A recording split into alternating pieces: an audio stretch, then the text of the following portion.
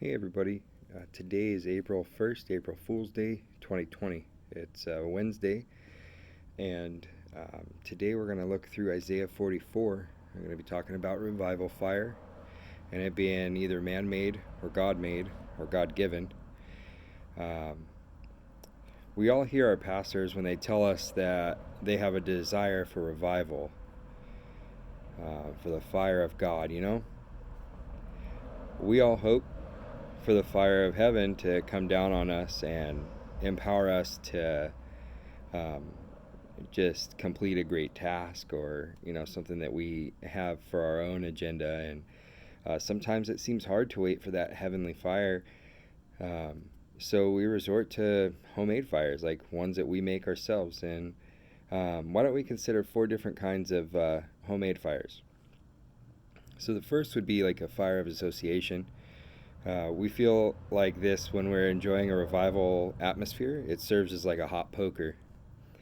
The second one we'll look at is a fire of yesterday.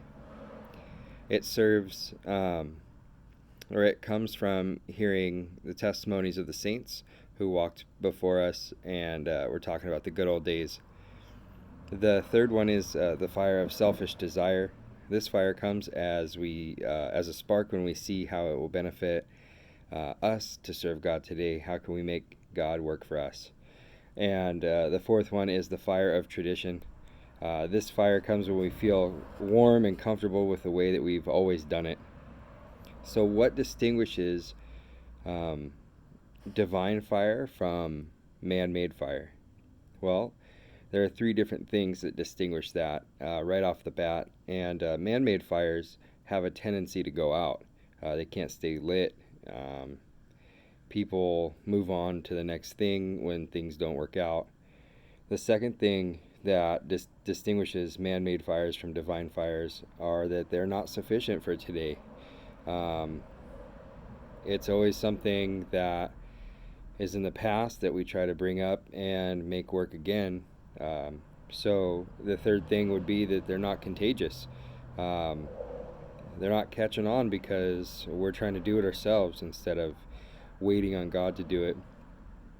Now, divine fire or God given fires remain as long as our focus is on Him. The fire will stay hot as long as we keep looking at Him. The second thing is that they're more than enough to meet our needs. We don't have to worry about them going out. We don't have to worry about anything. They're contagious enough. And that's the third thing, is that they are contagious for those who see them.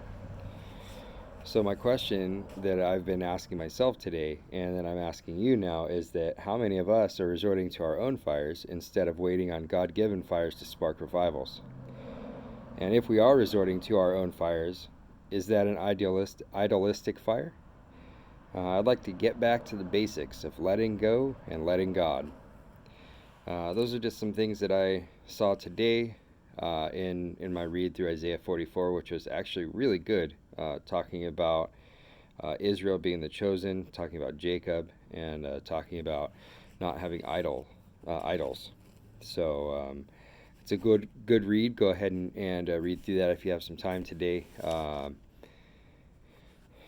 Yeah, well, thanks for coming into my little man cave, my garage. The sun's setting now slowly, and this is just Jesse here, and just looking forward to hearing anything you guys have to say. If you guys like this video, go ahead and give it a thumbs up. If you want to, go ahead and subscribe. And if you think that this will help out any friends or family that you have in your immediate area, go ahead and pass this on. Let them know about it. All right, love y'all.